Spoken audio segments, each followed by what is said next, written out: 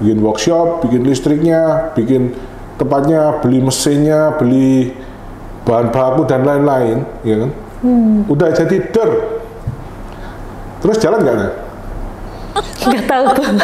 Nggak jalan gitu. Nggak jalan. 1 tahun pertama nggak ada proyek sama sekali. Kalau kita sadar bahwa pekerjaan kita itu milik Tuhan, melangkah aja udah. Yang penting berdoa sama melangkah. Berdoa sama melangkah. Hasilnya seperti apa kita nggak tahu. Apa sih sukses itu?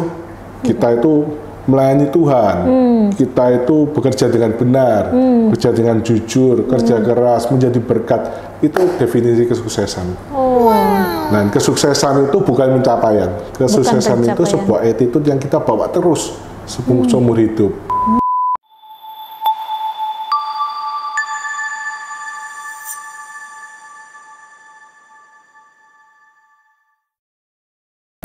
Shalom dan selamat malam sahabat podcast Curhat bersama New Life. Berjumpa lagi bersama kami tim podcast Curhat bersama New Life yang akan menemani Anda dimanapun Anda berada. So buat sahabat podcast yang pada malam hari ini sedang memiliki masalah, merasa seorang diri, bergumul, atau mungkin mau usaha tapi takut karena begitu banyak hambatan dan kendala. Nah, bukan secara kebetulan sahabat podcast menyaksikan siaran ini, karena siaran ini memang ada untuk Anda. Dan pada malam hari ini kami mengangkat tema yang sangat menarik karena saya tidak sendiri, saya ditemani oleh seorang pengusaha muda nih.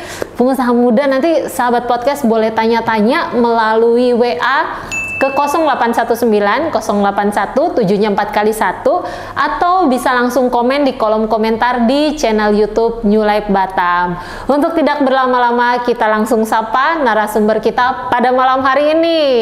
Ya, shalom, selamat malam Ko Budi. Gimana kabarnya Ko? Luar biasa, dahsyat, mantap. Oh, luar biasa sekali. Terima kasih sudah datang di podcast kami, Ko Budi. Udah lama ya. Ya, udah lama.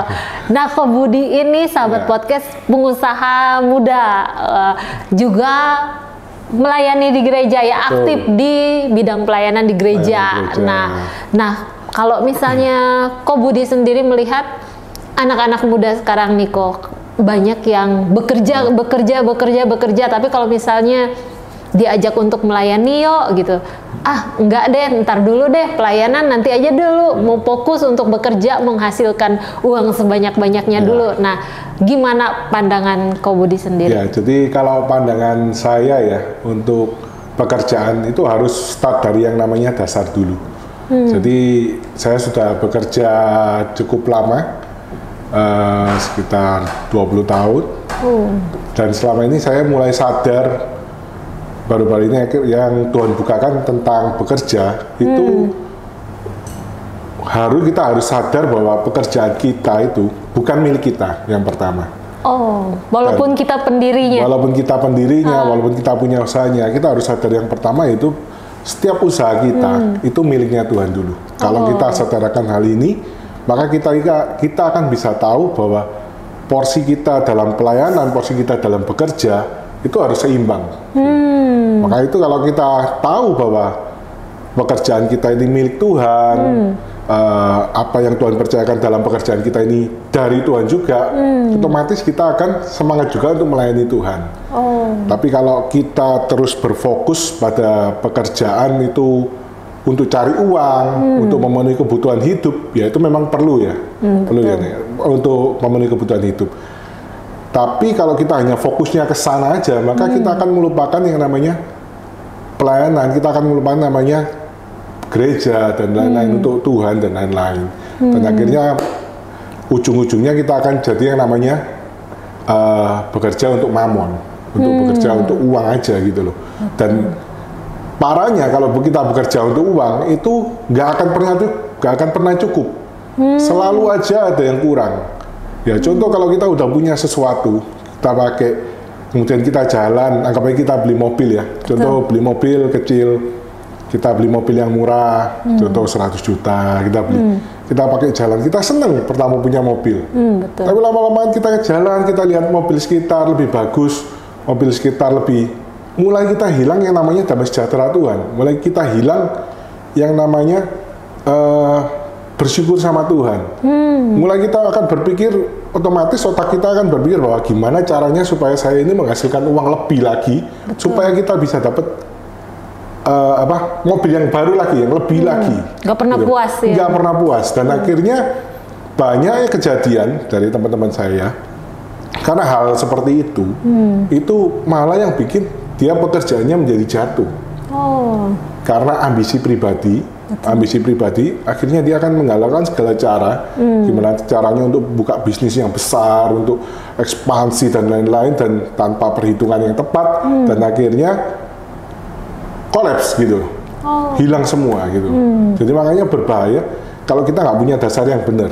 Jadi dasar yang benar bahwa kita harus benar-benar sadar bahwa semua yang kita miliki, pekerjaan kita itu dari Tuhan. Jadi otomatis kita akan bisa melayani Tuhan. Kita akan sadar bahwa kita harus melayani Tuhan. Karena memang Tuhan itu bos kita, dan kita hanya sebagai seorang pengelola. Kita dipercayakan sama Tuhan pekerjaan ini gitu. Nah, kurang lebih seperti itu. Jadi dasarnya memang harus jelas dulu. Harus jelas dulu untuk membangun usaha.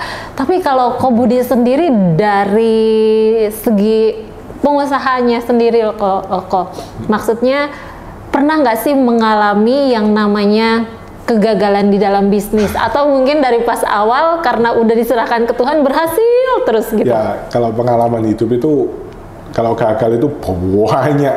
Saya bisnis gagal itu banyak, dan seringkali banyak gagalnya. Tapi juga banyak Tuhan tolongnya di sana. Justru dari kegagalan itu kita itu semakin sadar bahwa ada penyertaan Tuhan yang sempurna, ada pertolongan Tuhan.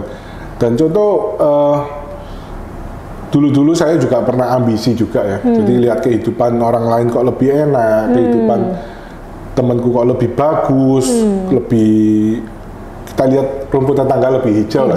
Iya, betul. Rumput tetangga lebih hijau, dan mau memiliki kehidupan yang sama dengan mereka.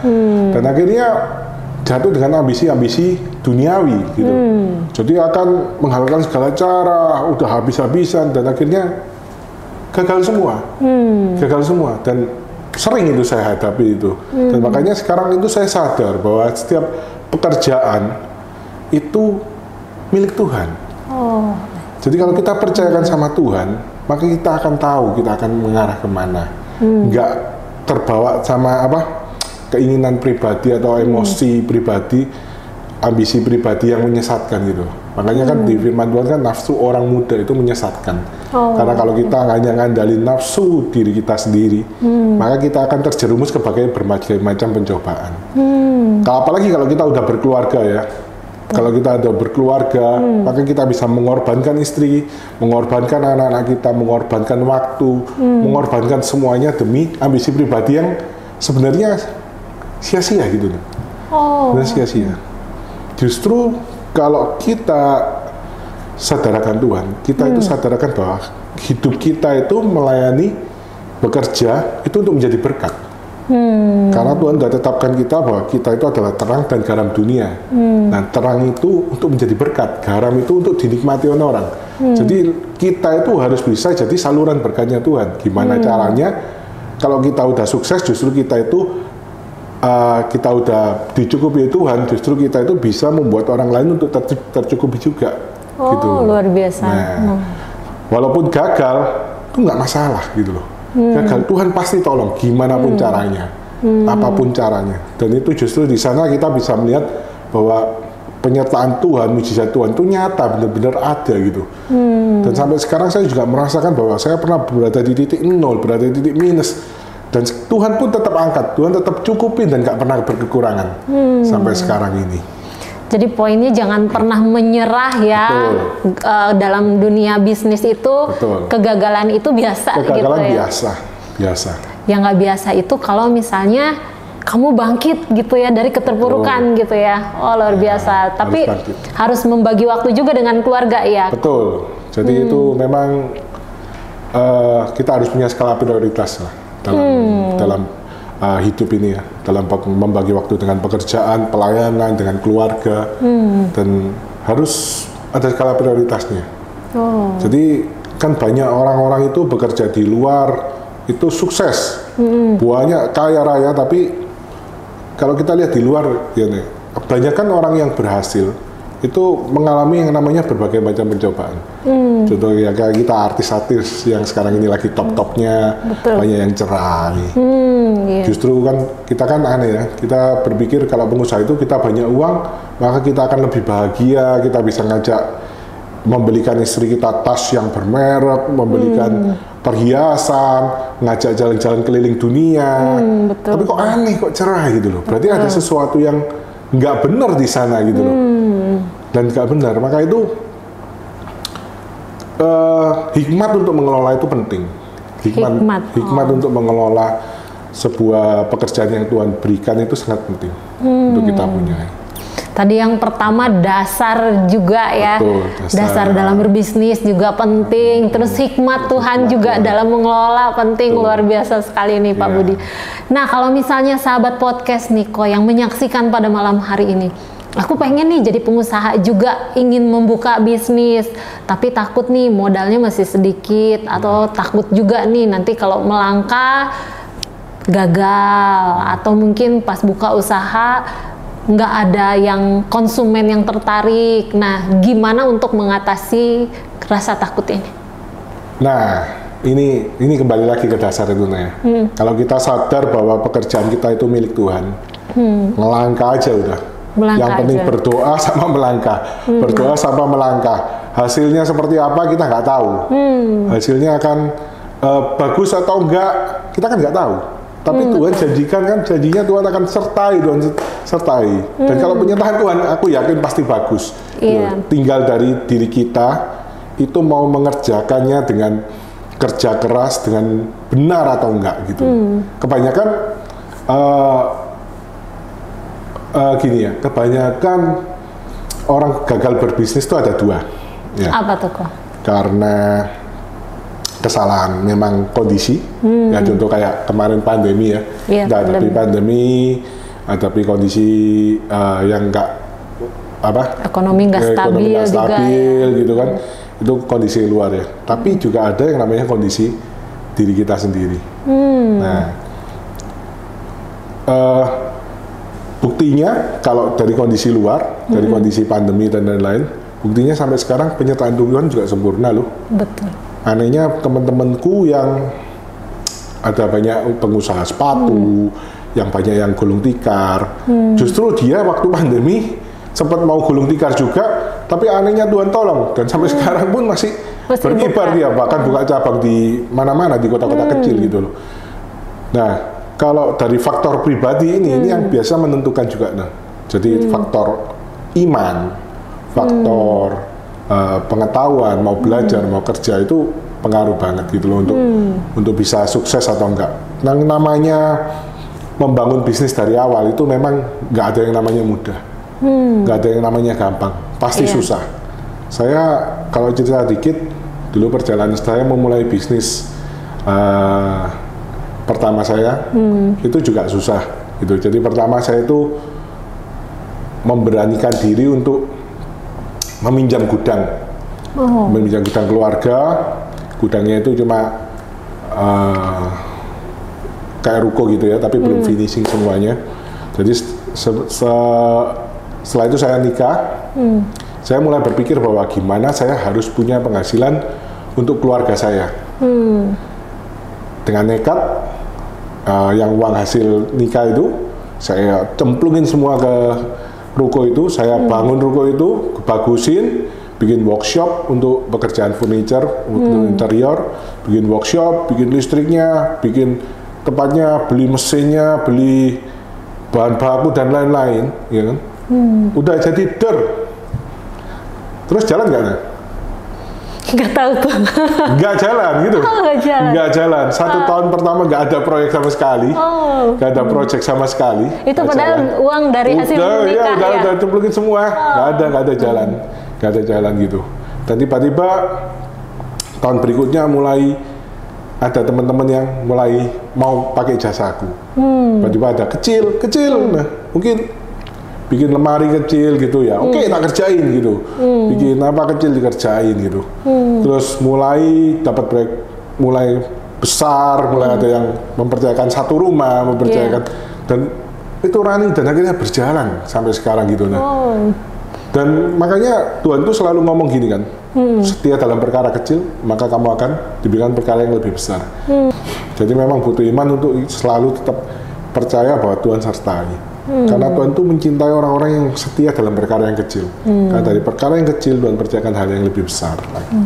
Tapi waktu 1 tahun nih kok memulai bisnis dan istilahnya belum ada konsumen sama sekali, istri tetap mendukung nggak? Waktu itu sih saya masih kerja karyawan juga ya, jadi saya cuma masih tetap ada kerjaan karyawan, jadi itu buka, ini pun masih tetap jalan, aku tetap kerja karyawan, jadi tetap dapat income lah, dan istri sangat support gitu. Oke, harus buka aja nggak apa-apa. Pokoknya kalau kita pakai keuangan kita untuk sesuatu hal yang baik, untuk sesuatu hal yang membangun, itu istri pasti jos oke gitu. Jadi penting sekali ya ISO-nya dapat istri sudah oke ya, ISO ya. Kalau istri nggak dukung, nggak bergerak ya. Jadi penting sekali juga ya. ISO dan SNI itu harus sudah jalan dulu. Dananya istri, SNI. ISO istri sudah oke. Kalau SNI sudah nanya SNI yang biasa ada di motor-motor harus nanya istri. Oke. Tapi kalau misalnya anak muda sekarang nih kok, mungkin ada saran buat anak-anak muda sekarang, kan terkenal katanya Gen Z ini, generasi Gen Z ini ya, kaum rebahan, misalnya mentalnya nggak terlalu kuat gitu, mager, nah gitu kan, tapi pingin punya penghasilan yang besar. Ingin santai, kerja santai, tapi pengen punya gaji yang besar. Nah, gimana tuh? Bisa nggak? Nah, itu memang impian semua orang ya. Saya pun juga mau kayak gitu ya.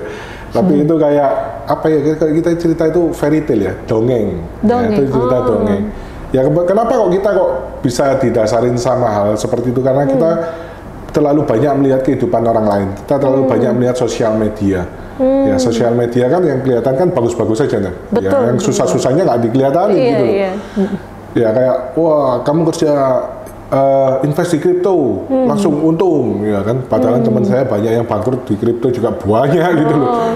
Ya, invest di mana lagi, pasti cuan, ya kan. Nggak usah kerja jadi food blogger. Teman saya yang kerja food blogger juga yang belum untung sampai sekarang juga ada, karena kan tiap hari harus makan keluar, harus invest lah intinya ya. Betul. Ya gitu, terus ya banyak, maksudnya itu setiap pekerjaan tuh ada lika-likunya sendiri-sendiri lah. Ada resikonya ya. Cuma kalau saya ngomong masalah tentang anak muda, saya mau membahas satu tokoh dari Alkitab ya, yang menurut saya tokoh ini itu adalah tokoh pengusaha yang tersukses di Alkitab. Oh, siapakah dia?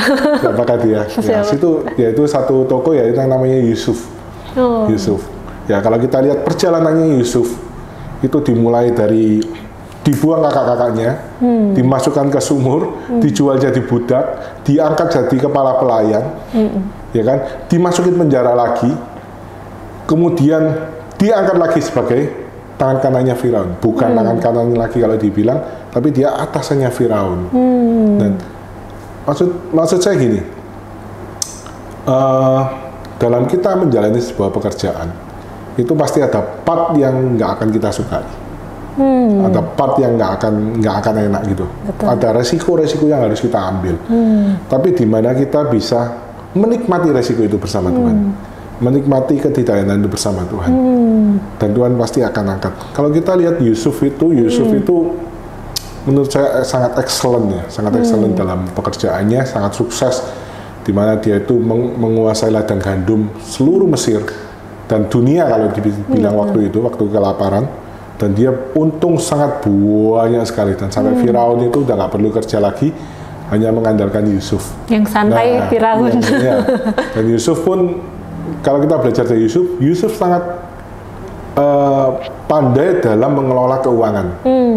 Ya, jadi Gen Z itu juga harus belajar dari Yusuf untuk mengelola keuangan, yaitu nggak banyak gaya, nggak banyak pamer, ya kan? Nggak perlu HP bagus, nggak perlu mobil bagus. Yusuf waktu awal-awal dia mendapat vision dari Tuhan, ya kan? Dia tabung semua gandumnya itu, nggak ada yang dijual. Mungkin kalau dibilang Yusuf ya mungkin waktu itu ya nggak itu mewah-mewah lah, dia nggak itu mewah-mewah, nggak gaya-gayaan. Dia tabung semuanya untuk satu hal yang lebih besar, untuk vision yang lebih besar. Dan akhirnya waktu dia tabung semuanya itu, ada satu timing yang pas, yang kalau kita bilang itu karahnya Tuhan, karahnya Tuhan. Dan tiba-tiba belum meledak, dan akhirnya Yusuf menjadi orang nomor 1 di dunia. Betul. Waktu itu. Dan sama dengan Gen Z, udah nggak usah ngikutin tren tren masa kini ya, yang harus tampil lu harus pakai handphone yang paling bagus, barang branded, sepatu branded, terus mobil yang paling bagus, tapi semuanya itu cicilan dan hutang, ya kan, demi memenuhi kebutuhan gayanya. Udah nggak usah kebanyakan gaya, kelola uang dengan benar. Jadi mau bekerja, kelola uang dengan benar, uang dipakai dengan bijak, dipakai untuk nabung, untuk investasi, dan untuk biaya hidup, untuk itu. Dan nanti Tuhan akan percayakan hal yang lebih besar dari sana. Jadi kayak gitu. Jangan gaya elit, ekonomi sulit, sesuaikan dengan gaya ya. Betul. Iya. Nah, kalau Ko Budi sendiri nih, sebagai pengusaha yang cinta Tuhan, definisi kesuksesan menurut Ko Budi apa sih? Kalau definisi kesuksesan menurut saya itu, kesuksesan itu nggak ada. Nggak ada. Karena kesuksesan itu sebuah attitude. Bukan pencapaian. Bukan pencapaian. Karena kesuksesan bukan. Karena kalau kita sudah mencapai, kita sukses, kita berhenti. Enggak sampai situ. Tapi attitude kesuksesan. Jadi attitude kesuksesan itu, apa sih sukses itu? Kita itu melayani Tuhan, kita itu bekerja dengan benar, bekerja dengan jujur, kerja keras, menjadi berkat. Itu definisi kesuksesan. Dan kesuksesan itu bukan pencapaian. Kesuksesan itu sebuah attitude yang kita bawa terus seumur hidup. Nah, seperti itu. Kalau definisi kesuksesan menurut saya. Luar biasa sekali. Bukan pencapaian ya, tapi merupakan attitude. Wah, keren sekali nih. Nah, Ko Budi, ada nggak sih quotes yang mau disampaikan nih buat sahabat podcast yang mau menjadi pengusaha juga, tapi mau cinta Tuhan juga, mau melayani juga nih? Ya attitude yang tadi ya. Jadi quote-nya itu, kesuksesan itu adalah sebuah perjalanan. Kesuksesan adalah sebuah perjalanan. Attitude, sikap yang harus kita punyai. Jadi bukan pencapaian, tapi di mana kita bisa melihat kehendak Tuhan dalam pekerjaan kita, dalam kehidupan kita, dalam keluarga kita. Itu yang namanya kesuksesan gitu. Jadi sukses itu bukan hanya cuma materi, tapi sukses itu di mana kita itu bisa mengerti kehendak Tuhan, dan kita bisa menjalani dengan benar hari demi hari. Dan maka itu kesuksesan itu terus gitu loh, bukan sebuah pencapaian terus selesai. Karena kalau kita kesuksesan itu didasari dengan materi, itu nggak akan pernah cukup lah. Manusia nggak akan pernah cukup dengan materi yang dipunyai, pasti akan merasa kurang terus. Oke, luar biasa sekali Ko Budi. Saya mendapat banyak pencerahan yang luar biasa pada malam hari ini. Terima kasih banyak ya Ko Budi. Sebenarnya masih pengen bertanya-tanya sih, cuma berhubung keterbatasan waktu. Terima kasih buat nilai-nilai yang sudah dibagikan. Terima kasih buat pelayanannya, Tuhan memberkati. Dan terima kasih juga nih buat sahabat podcast yang sudah menyaksikan siaran ini. Saya percaya nilai-nilai yang dibagikan boleh menjadi berkat bagi kehidupan kita, supaya kehidupan kita menjadi lebih baik lagi dan lebih bermakna. Ya sahabat podcast, kalau mau bertanya mengenai usaha atau mengenai pergumulan-pergumulan, mau konseling, mau minta didoakan, boleh hubungi kami langsung di 0819 081 7-nya 4 kali 1, atau langsung komen di kolom komentar di channel YouTube New Life Batam. Dan jangan lupa untuk terus saksikan siaran podcast Curhat Bersama New Life setiap hari Kamis jam 7 malam hanya di channel YouTube New Life Batam. New Life